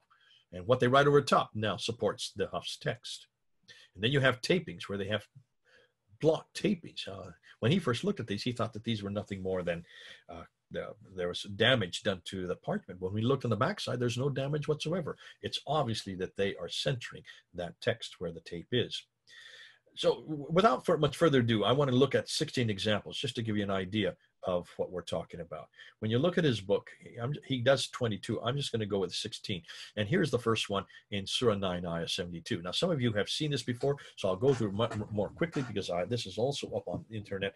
But when you look at these examples, take a look at the hua there. You can see it there where the green arrow is. It's written in a much finer nib. It's put between the lines. You can see it's much smaller than the original text. You can see it's been added at a different date. Hua means that is, has been added to the text. Why has been added? You don't need that is there. The reason why is because that is what the Hafs text has. It has that is there. So they brought it in line with the Hafs text. Here you have lahum in chapter 42, verse 21 in the Bibliothèque Nationale. This is the Petropolitanus manuscript. And you have lahum. Originally it said for him. Now it says to them. So it's been made from singular to plural. It's gone from to him up to them. Why has it been added to made it plural? Well, because that's what the Hafs text have. So it now corresponds with the Hafs text. And here's cases where he's added the name Allah. 1, 2, 3, 4, 5, 6, 7, 8, and 9. 9 times where the name Allah has been found on the Fustat Umayyad Codex. 9 times, you can take a look. You can see it's put above the line. You can see it's in a different nib. It's a different color. It's done at a later date. And you don't need Allah in those, at least 8 of those, the ones that are circled in green. You don't need Allah at all. It's understood it's talking about God. Only in the yellow one you really need there to know who the subject is. So why was Allah added? Why did they put Allah there above the line, or squeezed in between letters, or trying to push it over top of other words? The reason why is because those Allahs are found in the 1924 Hafs text, the one that we use today. This text. Since they're here, they have to be there as well. And so they're bringing it to standardization. Here you have in the National Library of Russia, Marcel, here you have in chapter 30, verse 9, where an erasure between the words Akibatu, the fate, and Aladina of those. Now, we don't know what word it was there to begin with because it's been erased. It looks like it was between 4 to 6 letters. Could be, according to Dan, Kulu min Alav, or Katidan min most of, or it could have been Al-Yahud, the Jews, or Al-Nas, the people. Nonetheless, the reason why it has been erased is now it corresponds with the Hafs text. Here you have 4 corrections. This is the one that's on the cover of his book that you see here. And look at, I'm just looking at number 1, number 2, number 3. Number 1, you'll see the word alayhi, against him, over there, has been written over an eraser in chapter 6, verse 93. And then the word that should be there, which is number 2, the arrows point to, Allah, about Allah, has been written in the margin. It should be where Allahi is, and they've left Allahi there, put it back in again, and then they just wrote it in the margin. They're not even concerned with whether or not people see that this is a correction. Actually, these are 2 corrections. Look at number 3 there on the left side. The word Aladina, whom, has been inserted where it was first omitted. And then at the bottom, number 4, the word Ya'lamun, they know, has been written over an eraser. And could be, we don't know what the word is, but in every case, what you see here, except for the number 1, it now corresponds with the 1924 Hafs text. Here you have multiple post-production. You can see entire line has been added in between the spaces of 2 other lines. And Possibly this was a copyist error. Maybe it was rewritten into the text later on. What we do know is, if you look at number 2, asanu, do good, was omitted when it was first written, and it was later added, but in red ink. So this is obviously an error, or it was different from what the Hafs text. Now that it's there, it now supports the Hafs text. Here you have the word al-sabi, the 7, has been added above the line. Say, who is the Lord of the 7 heavens? And the Lord of the great throne. In the Hafs text, it is there, and so that's why they had to put it into this one, because it is in the text that is now the official text. Here you have bimithli. Now you can see very clearly that this was added at a later date. Why? Well, take a look. It has dots above the and below line, has b for the dot below it, and also has vowels, the kasra and the fatha. So you can see that this had to be added at a later date, squashed in between the letters there. Interestingly, by adding it there, they actually made it a grammatical mistake, because they have 2 B's there. They should have got rid of one of the B's, or just not added the second B. And that's why, though it now supports the Hafs text, they've done themselves a disfavor by actually, in this case, putting in too many B's. Now, here's the Topkap. Remember I said there are some examples of the Topkap where there are other variants. Here's another example of that, where there's an insertion in chapter 66, verse 8 of lam lam he. It used to say, "Oh, you who believe, turn to a sincere repentance." Now it says, "Oh, you believe, turn to Allah with sincere repentance." Now, the original aleph, after the ilah, uses a larger nib. You can see that, suggesting an error in the original text. The change has been made with a very small nib, and it's probably a modern intervention. It now supports the Hafs 1924 text. Here you have, in chapter 3, verse 171 of the Petropolitanus manuscript, an eraser overwritten the word bounty, fadlin. The dadlam of the fadlin, bounty, has been written over an eraser. Again, why? Well, you can see it now supports the Hafs text. Well, they've kept the other words underneath quite clear there. Probably 5 to 11 original words, but that did not support the text. Now, here you have 2 different manuscripts, one from the one in Russia and the other one from the one in Paris. And the upper one, you can see the kala has been changed to kalu. So it's been made from singular to plural, from say, imperative, to, or he said, now to they said. And the same thing has been done in the exact same verse, chapter 34, verse 35, in a completely different manuscript, the Petropolitanus in the lower example, from kala to kalu, they said. Why? And in both cases, they changed both the Russian text and the French text, where they're housed, to correspond with the 1924 Hafs text. Here you have erasers leaving gaps in the Topkapi. Here again, looking back at the Topkapi in chapter 4, it used to say the way of Allah. Now it says, though surely those who disbelieve in him are from the way have strayed. They've just taken Allah out of there. Why? And the reason they've erased it is because it now corresponds with the Hafs text. Here in chapter 24, verse 33, in the Doha manuscript, you can see that there is an eraser in the green arrow, and then continues with the blue arrow. So continues on what? That's a line below it. And it occurs between the words fadlihi, the grace, and before wa aladina, those who. Now, we don't know what they erased. There's no way to know what they got rid of, but what has been retained now corresponds with the Hafs 1924 text. And here's an eraser overwritten of an entire line in chapter 8, verse 3 of the Doha manuscript. That now supports the Hafs text. And I showed you this one earlier, and here's another example of here. You have 8 different coverings. What's left over almost just looks like chicken scratches. It's almost impossible to read, though you can still read it. And what Dan Brubaker says is that what is left behind after they covered it and covered it and covered it and covered it 8 different times now supports the Hafs text. That's censorship on a whole scale. And so you can see that's on a massive scale. In chapter 13, verse 11 to 12, in both these 2 cases, this is the Husseini manuscript. I talked about the coverings already. Here's some examples of it. Here is an example where in the one up above, the 2 letters, bi anfusihim, in themselves, has been written on top of a taping. So they've taped it and they've written that over. In the bottom one, you can see that even the script is living. It's been elongated. This is a much more stylized script. So they've covered it over with 2 coverings and then added these words, and hope, wa tama'a. And they've added that so that it corresponds with the 1924 Hafs text. So obviously there was a lot more written there. They had to elongate it to accommodate the space that they had to try to fill. So those are 16 examples of the 22 he has in his book. Now we get into another whole problem, and this is the difficulty of when did the Quran, when was it complete? And Muslims don't know how to answer this one. And the reason why is because there has not been a critical edition of the Quran ever done. François Doros says this in his quote. He says, when the Al-Azhar specialist, that's Muhammad ibn Ali al-Husayni al-Haddad, the specialist, convened to produce a reliable edition of the Quran towards the 1920s, he means 1924, they never thought of looking for the earliest written witnesses.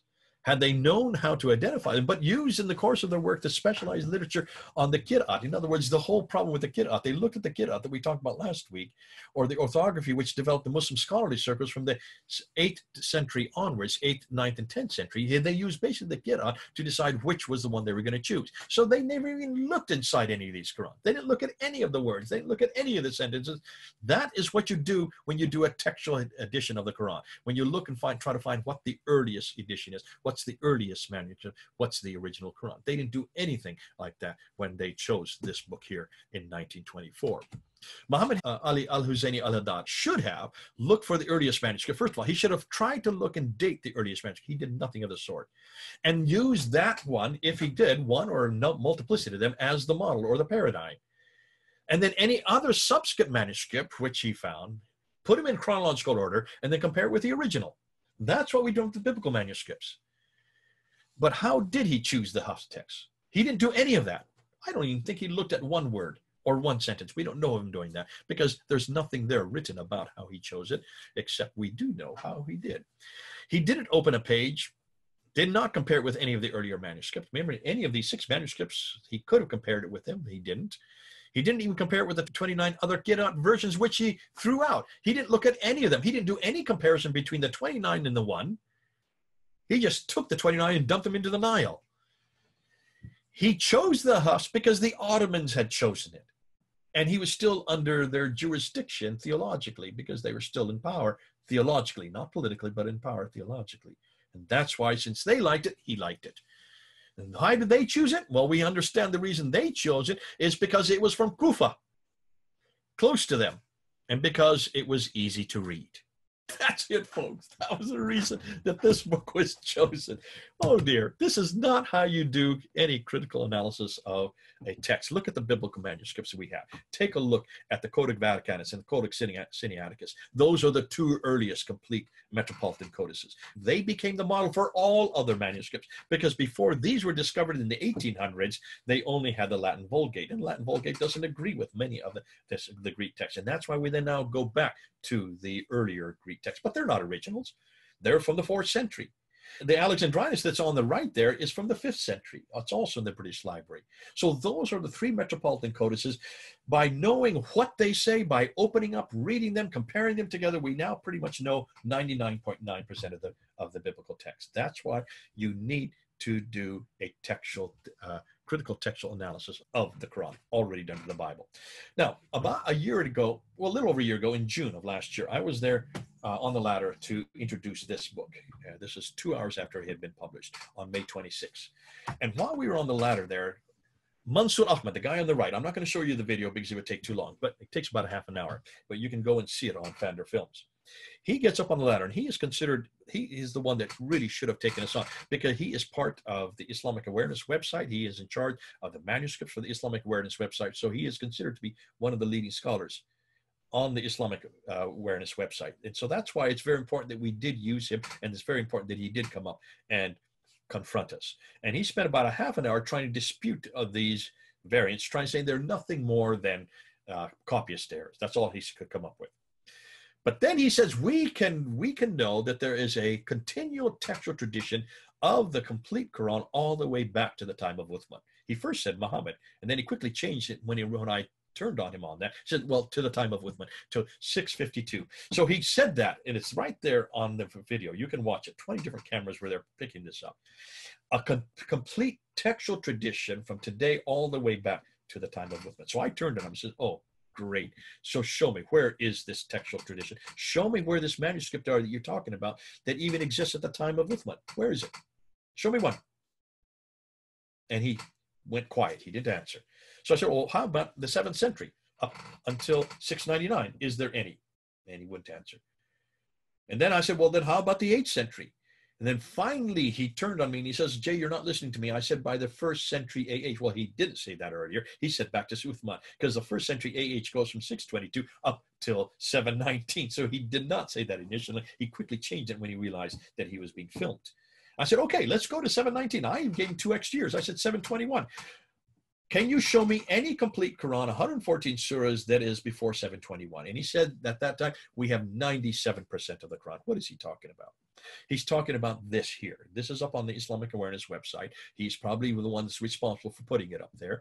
And he looks at the accumulative number of surahs of the Quran up until 719, up until the 1st century. And when you add them all up, all the surahs from all the manuscripts that they claim are before 719, you get 96% of the Quran, not 97, as he said on the latter, 96. So within the first 100 years after Muhammad, now if that's the case, that's 732, but he's saying 719, that they can find 96% of the Quran. How did they get to that figure? What is he talking about? You need to look at their website. When you go up on their website, this is the graph they put. This is how they get to the 96% of the Quran.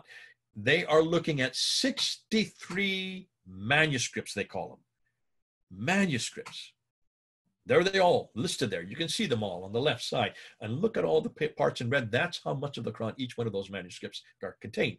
The best is the one at the very top. That's a manuscript 2165. That's the Ma'il manuscript. That's this one right here that I have right here. This one. This is the Ma'il that they're saying is 22% of the Quran. That's the best they've got. And they're dating that one before 719. But can you see? Look at most of them are just little fragments. These are 63 fragments. There may be an ayah here, an ayah there, a verse here, a verse there. That's all you're talking about. And the bigger ones are not even half of the Quran.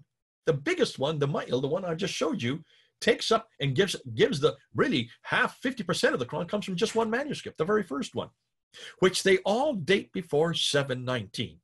Now, here's where I want to dispel that. I want to look and ask that. Are any of them before?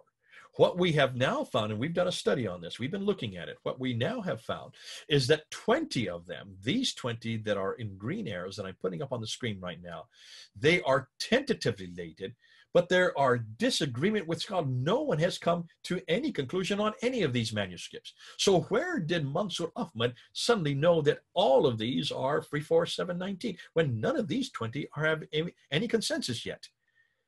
9 of them, these 9 that I'm putting up in blue here, these are all after 719. These are well substantiated, including the first one, the most important one, the Ma'il, the 2165. That is 50% of the Quran. That is absolutely after 719. It's long after 719. It's probably, in fact, it's more like the halfway through the century. So that one you cannot use. Certainly you cannot use that one, and nor the other 8. And then the other 34, we have no way of knowing because no one's done any work on them. These 34 that you see going up in the red arrow there, no one has really done any work. There's no consensus at all on any of them to know what the dates are. So they just grabbed them, put them up there because they looked at them and they said, here's this verse, here's this verse, let's just put it up and let's just all claim that they're all before 719. That's how they've come to their conclusion. That's how they've come to their conclusion, folks. Let's just review this. So 20 of them are tentative. 9 of them are all after 719. And the other 34, no one has any way of knowing. We have no way of knowing because no one has done any work on them. It's nothing more than speculation. Thus, none of them are really valid. All of them are either later or tentatively dated or have no supporting evidence at all. And this is the lie that Islam is putting out. This is on their website, and this is the best they have got. They can only come up with 63 of these fragments, as you see there, these 63 fragments, yet there is none of them are complete. Not one of them is a complete Quran. Within 100 years of Muhammad, the Muslims have collected these 63 fragments, claiming that there's 96% before 719, yet almost all of them are either tentative or have no supporting evidence for any early dates. Some of their dates are even go up to the 9th and 10th century. They have not carried out any textual critical analysis on any of these fragments. They don't even know if they agree with the Hafs text. So the claims they make are nothing more than lies, folks, and we need to point that out. And this is why Muslims have for generations now made claim after claim after claim, because nobody's held them accountable to their claims, because nobody knows whether or not these are correct. Everybody just assumes they must know what they're talking about, yet there has been hardly any work done on any of these manuscripts. And the dates they're giving are not correct, and certainly if they are, they're nothing more than tentative dates. Okay? Make sure that when Muslims make this claim, that you can shut it down very quickly just by showing these graphs. Now, let's go to our final conclusion. When all said and done, we looked at 6 different areas: the 2 compilations of the Quran, the 6 earliest Quranic manuscripts, the 2 layers of the Solid palimpsest, the 2 Birmingham folios, radiocarbon dating and debunked it, the 4,000 early consonantal variants, and the 63 earlier extant fragments. And what have we found? Our source for the Quran compilation is 200 to 300 years too late, therefore is worthless. Al-Bukhari is simply too late. We cannot use Al-Bukhari, volume 6, 509, and 510. We found errors even within what he's saying concerning the whole thing with the dialectical difficulties and how you can read dialectical differences between a Qurayshi and other dialects within the 7th century if you don't have dots and vowels. The 2 compilations, 20 years apart, prove that men changed even the earliest Qurans. The 6 manuscripts that we looked at today were not analyzed textually, nor dated correctly, and there is not one of them that is original. They are not, any of them are from the time of Uthman. So therefore, the 6 manuscripts that we did look at, the best they have got are those 6 manuscripts. They are not complete, they are not the same, they are not early, and all of them are either from the 8th or 9th, some possibly even to the 10th century. The 2 layers of the Surah manuscript prove that men created a nascent Quran in the 7th century, did not like it, so washed it off, and subsequently rewrote over top of it. The Birmingham folios are certainly not early like they claim, but part of the later Petropolitan manuscript. This is the newest stuff that's just come out. Dr. François de Roche says that those 2 folios of chapter 18, 19, 20 do not belong to the Mingana manuscript. They belong to his Petropolitan manuscript, which is this one right here. They belong to this manuscript because this one is missing, chapter 18, 19, and 20. And what's more, those are the ones that are the same. They looked exactly the same that you find here. It's the same script, the same penmanship. That's why he's saying they actually belong to my manuscript. And his Petropolitan manuscript is the mid-8th century. The 4 carbon-dated lab reports prove that radiocarbon 14 is much too inexact and that men borrowed stories created long before the Quran, if they are correct. The 4,000 consonantal variants prove that Muslims have been and are possibly still changing and standardizing the text of the Quran. The 63 fragments employed to find just 90% of the Quran proves that there was no Quran for the first 100 years, while every one of the fragments they have found are either tentative or quite late, or they have no sources whatsoever to support them, suggesting that little is known about these manuscripts, and they are not even manuscripts. They're nothing more than fragments. The best is this one here, the Ma'il. The 2 compilations, along with the 6 different manuscripts, along with the changed palimpsest and the 4,000 consonantal variants, as well as the 63 supposed early fragments, prove that when Muslims find problems with their Quran, they either burn them or wash them or erase them or cover them or sink them in the Nile to destroy the evidence, or now delete them off the internet. Delete them off their internet or decide to go home and no longer take any public socializing, because there's no way you can defend the claims they are making. Finally, from what we have researched and found, we can say the Quran was not created by God at all. The Quran was not sent down to Muhammad between 610 and 632. The Quran was not completed by Uthman in 652, not from the manuscript evidence we're looking at. The Quran was changed in the last 1,300 years. Notice I use the number 13, not 14, because I don't even think the Quran came into existence as in any manuscript form until the 8th century. The Quran was finally compiled in 1924 and made official in 1985, folks. It was made official by King Fahd in 1985 because of the success of what he saw happening there in Egypt in 1924 and 1936. So their Quran is really only 96 years old. Wait a minute, 35 years old if you look at King Fahd's official, making it official. So, which means many of us who are watching this in this room are actually older than the Quran. So we can end with that.